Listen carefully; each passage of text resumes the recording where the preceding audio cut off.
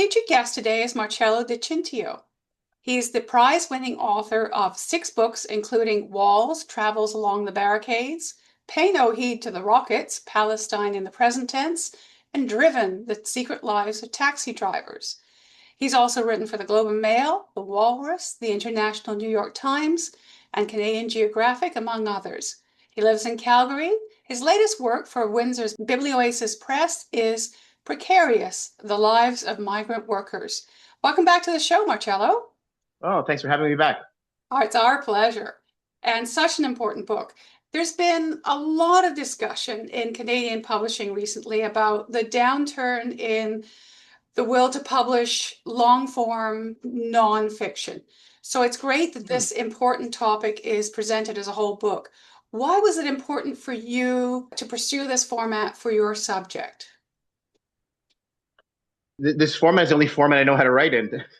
you know, I think that's a bit of a joke for sure. I've written magazine length pieces about migrant labor policy and many other things. The layers though that Canada's migrant worker policy contain. If you want to do an overview of the system, including the personal accounts of the workers, which for me was the most important thing, and including the history of programs themselves, that requires 300 pages.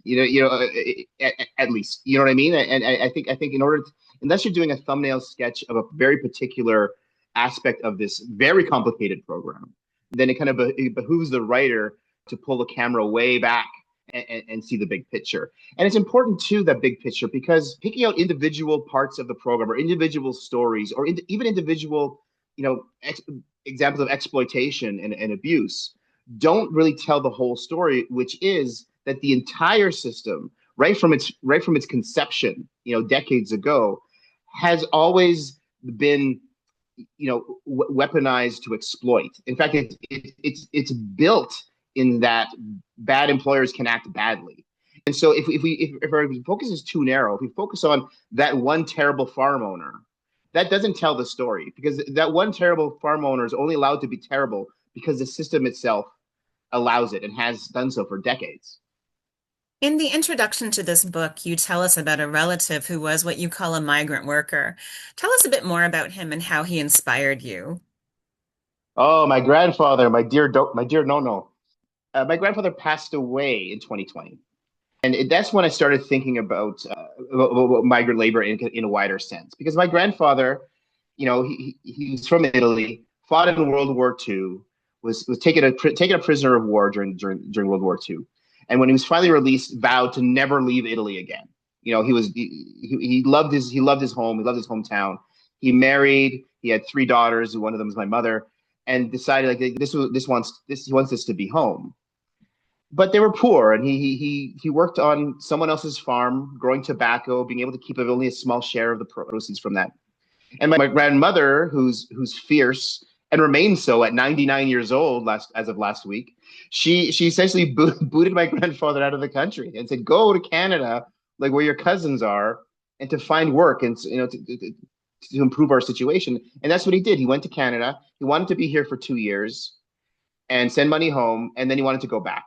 And he did that. He worked in construction and in greenhouses, just like migrant workers do these days. Sent the money home.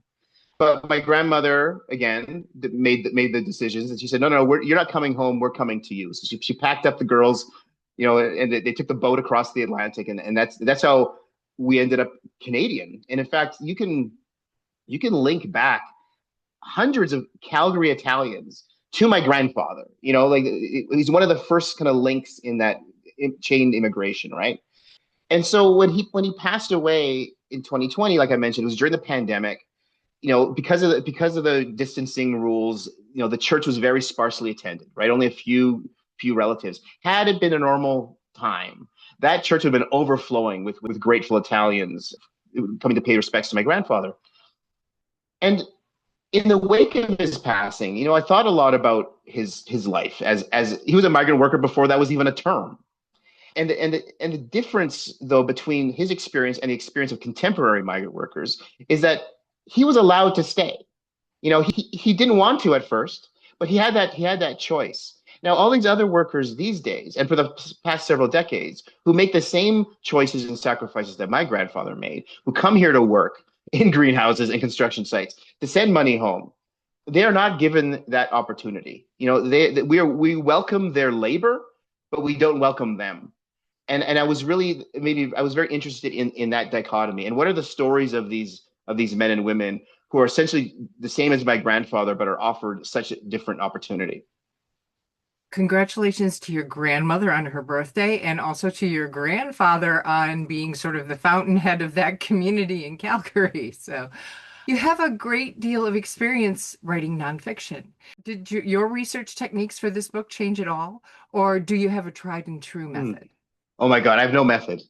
I have no method. But I think like most nonfiction writers, I adore research. In fact, I rather research than write, and I don't think I speak just for myself in that.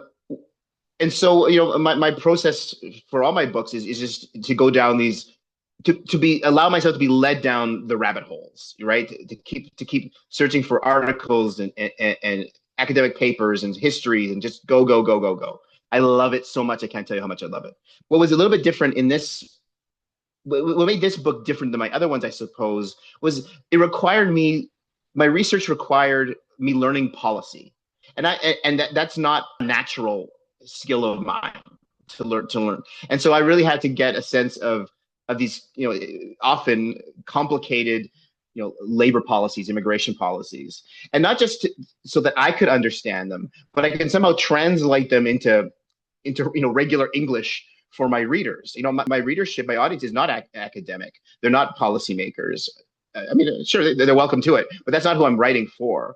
So it was the challenge was taking all that research, understanding it for myself, which was a challenge, and then B, distilling it in a way that my readers could understand what's going on, but not be bogged down with it. The trick I think for a nonfiction writer of long form like this is when it comes to research is not to fall in love with our research too deeply, and B, to only give the reader what they need when they need it, because we get excited when we learn things. We just want to pile it into the text, and that serves the narrative no purpose, and it drives our readers crazy. So it really is about giving them what they need when they need it, and that's it. And that's trickier. It's harder, more difficult to do than it sounds.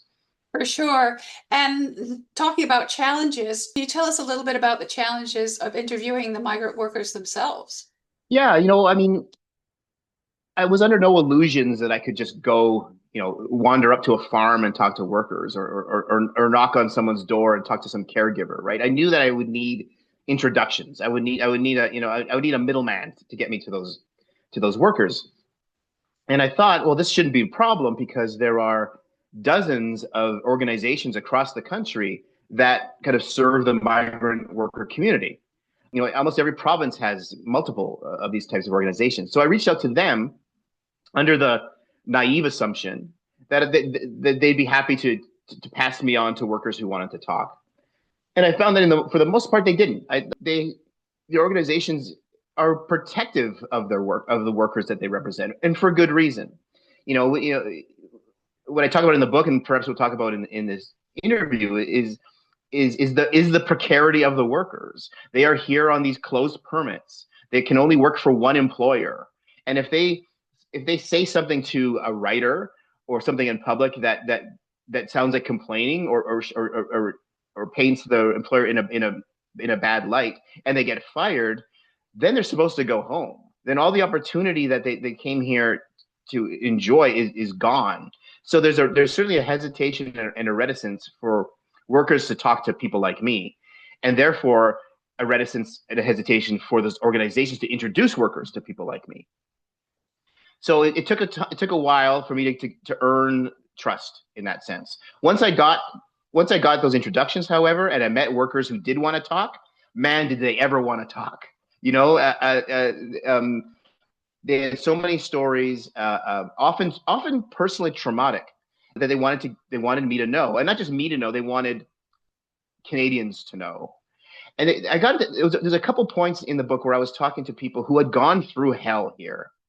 I remember one caregiver in particular from India whose not just the mistreatment she suffered by her employers, but the bureaucratic nightmare that she ended up in. And she hadn't seen her teenage daughters in years. She was losing her hair. She was not sleeping, and she contemplated suicide multiple times. And she's telling me these stories, and she's weeping on the phone. And I said, listen, you don't have to tell me this stuff. I felt like I was exploiting at that point. I felt like I was just as bad as these employers. I was taking something from her that she didn't want to give. And I said, listen, we can stop. We don't have to talk at all. Like, just, and even through kind of her tears and kind of her, yeah, she got so upset, her English started to slip. But even through all that, she's like, no, I really believe that people need to hear this.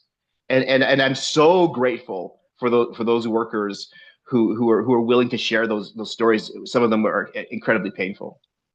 I'm sure that they were grateful to have that opportunity to share with someone who addressed their stories with such competence and sensitivity too. Sorry, I'm interrupting, I apologize.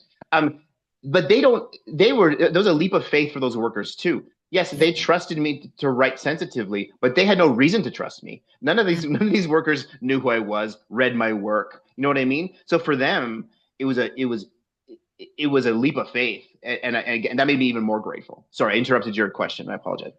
It's okay. So, how did you go about selecting which stories from all of this treasure trove of stories to tell in your book? Was it in conjunction with your editor, or did you work it out on your own in the manuscript and the writing process? Well, certainly after drafts were written, my editor and I banged stuff out like that for sure. But before that, it was me on my own selecting.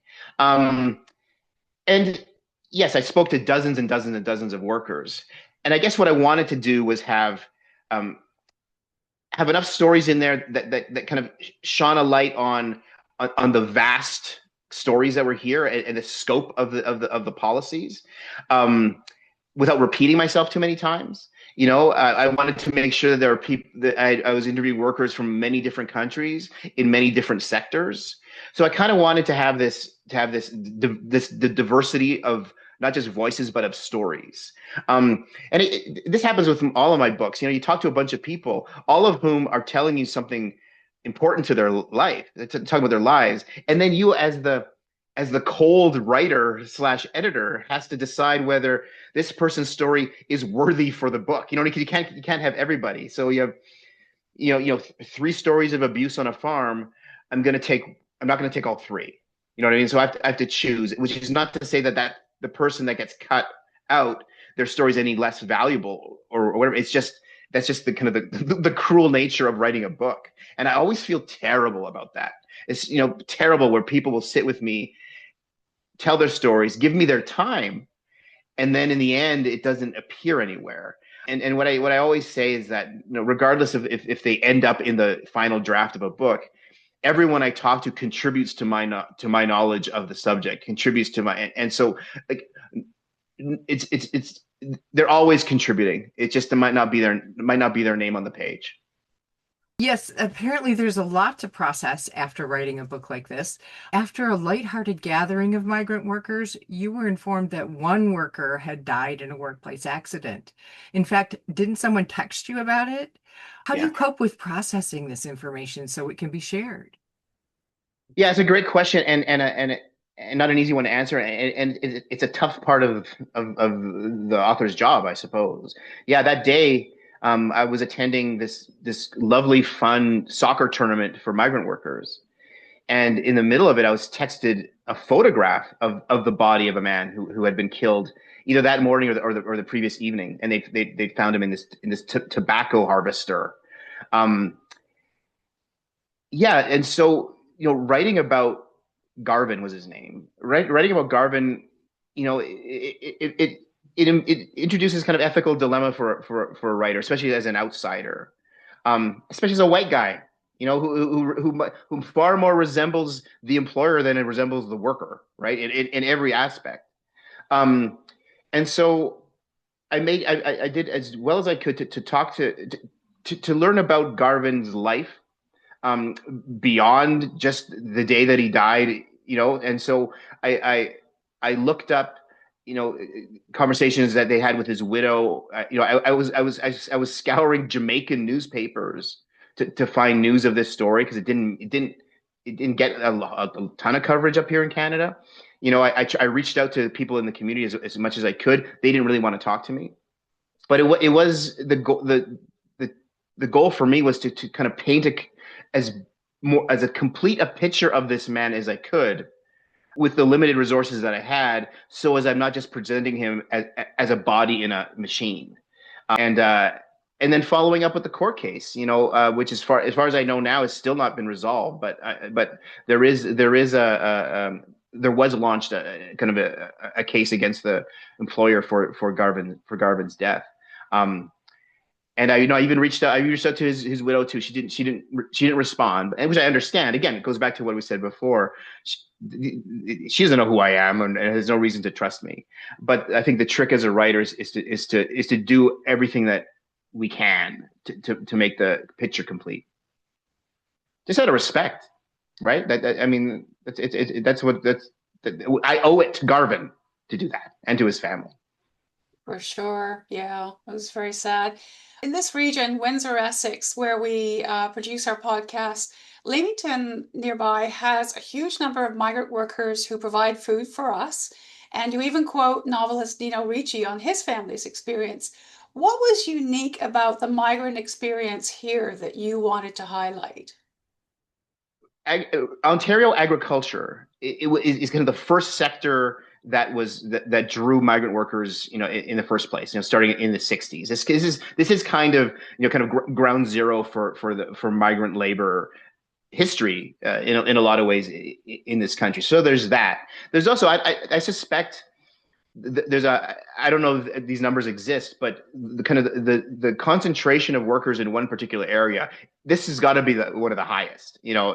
Maybe Norfolk is maybe more, but I don't even think so. I think Leamington there's the most workers in the area, and I was so fascinated by like what the workers here kind of contributed to Leamington as a city.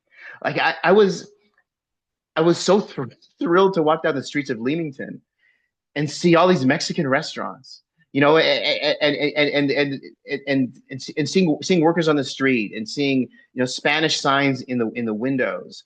I mean, stuff from the Caribbean too, but I think the Mexican kind of presence is felt stronger in Leamington. I learned about music groups. Like there's at least 3 bands in Leamington that are composed of Mexican migrant workers. And they perform at bars and cantinas and at festivals, and so there's this layer of culture that Leamington has the workers to thank for, and I kind of love that, and there was it is kind of it's a wonderful place, it really is, and it's fascinating in how it serves kind of both communities, kind of the Canadian community and this kind of migrant community as well. I mean, there's so many workers here that there's a Mexican consulate in Leamington, which is wild to think about, such a small city having a consulate. And it's as it turns out, I found out later that consulate is in Nino Ricci's father's house, which he built, out of the earnings that he made as a migrant worker, and then as a farm owner, and yeah, it was wild. It's the most Italian house you'll ever see as well. It's quite something. There's a lot of brick. Yeah, we've all been beneficiaries of just incredible cultural contributions by the Mexican Absolutely. and Caribbean workers in the area. Yes. We're very fortunate in many ways. So, in the book, you make the point that there are wider political factors, such as the impact of NAFTA or CUSMA, that cause conditions for migrant workers to be forced to seek work overseas. Can you tell us about the couple who brought this to your attention? I met the Haleys nearby Simcoe, and they own this lovely little kind of organic tiny farm, but they've also they've become a kind of an asset to the kind of migrant worker community in Ontario or in Canada writ large, because they've opened up their home to workers who've been fired or have fled from terrible bosses, and they give them a kind of a place to stay, help them out, help them get set up, help them with documents, this kind of stuff. And yeah, and so Ella Haley was talking to me about how, some of the reasons why workers from abroad are migrating in the first place is because of economic conditions imposed upon them by governments like ours. If you look at, for example, what was then called NAFTA, what it did kind of, by subsidizing corn crops in the United States, had caused the price of corn to drop in Mexico.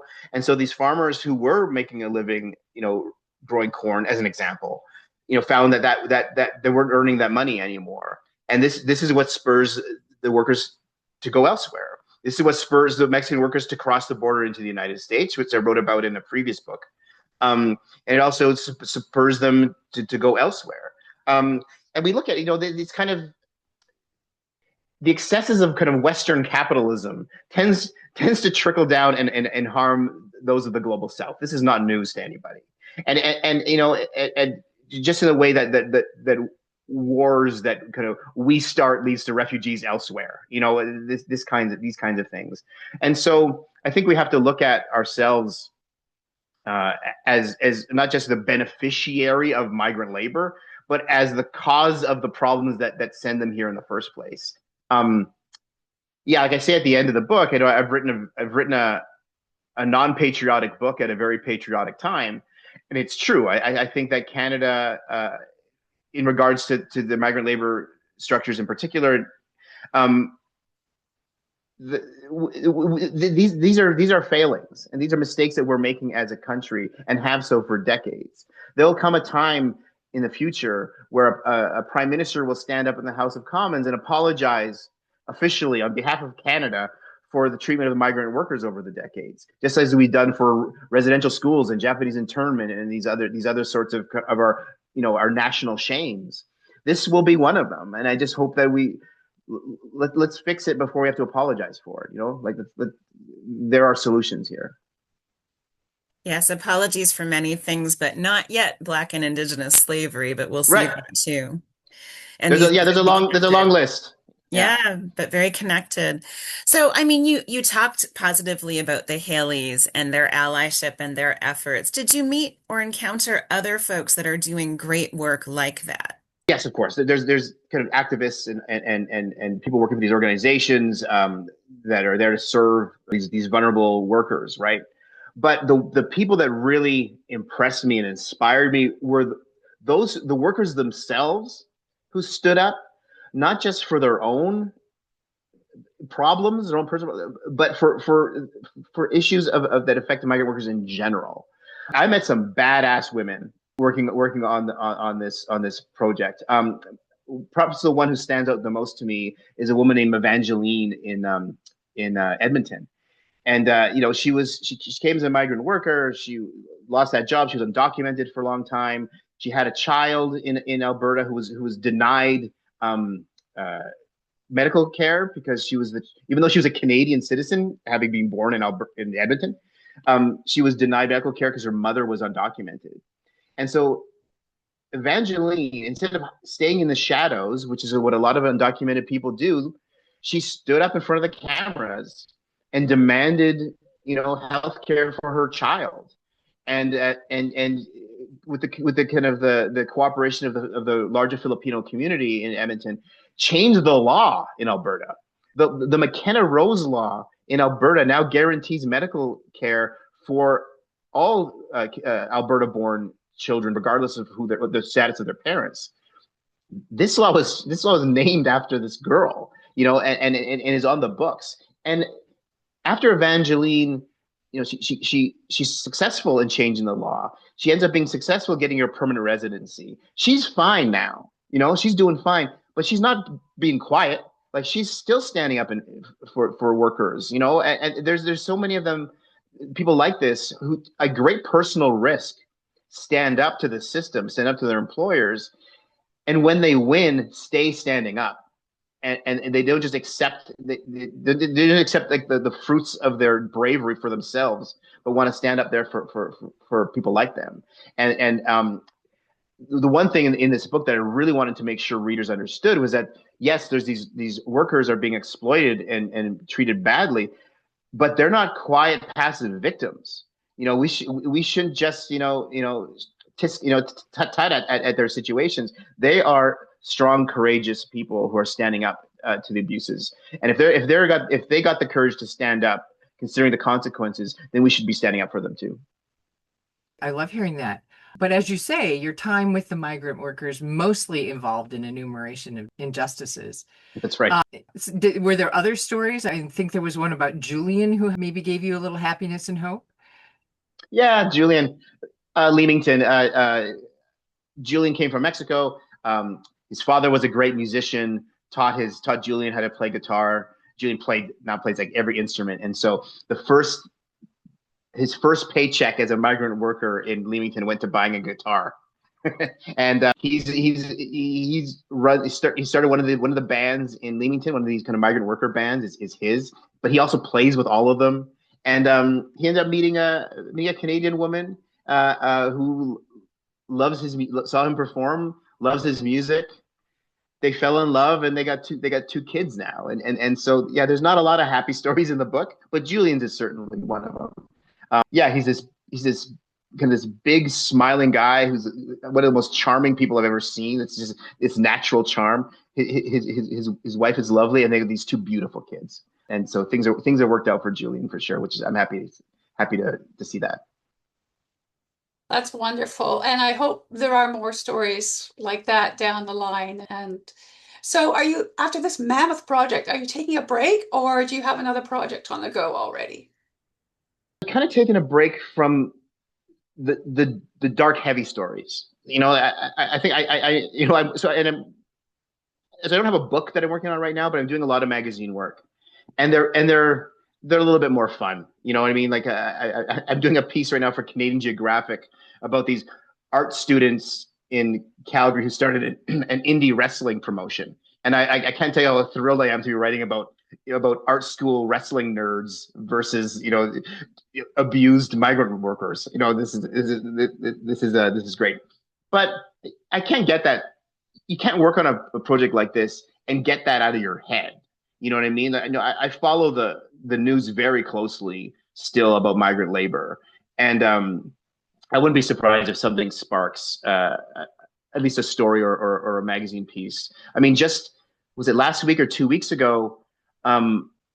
Two employers in Calgary who had employed and abused migrant workers got jail sentences for their abuse. I don't think this has ever happened. So, someone will correct me, I'm sure. But in all my research over the years working on Precarious, I never heard of an employer being jailed for abuses. And this is a big deal. And it wasn't on some farm. It was like in a restaurant. So I think that story in particular deserves a little bit more attention, because it is kind of, is that a paradigm shift? I don't know. I hope so, but it's certainly unique. And I don't think Canadians who are not paying as close attention to this as I am don't realize what a big deal that is. That's an excellent update, really.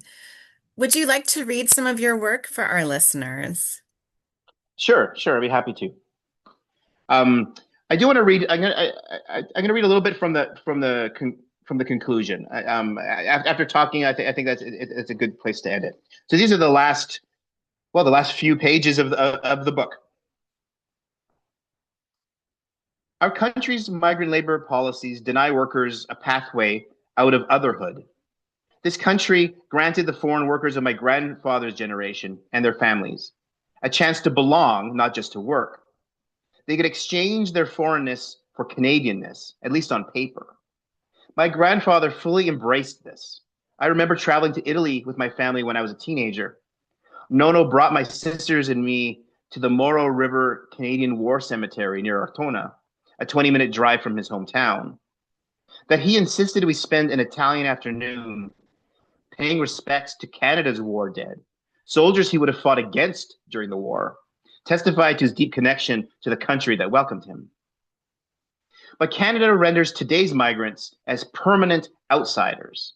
When Sarah bemoaned everything she had to do for that paper, she was really saying she wanted to be unothered enough to reunite with her daughters. She knew that Canada considers such a basic human desire, the need for a parent to be with her children, to be a privilege not offered to the paperless. She knew what all migrant workers know, that Canada feels no obligation to people like her.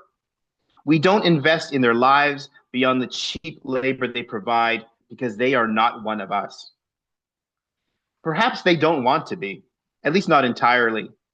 We haven't exactly impressed our guest workers. I recall a woman named Gerlie Pascal telling me that she was not Canadian, even though she received permanent status years ago.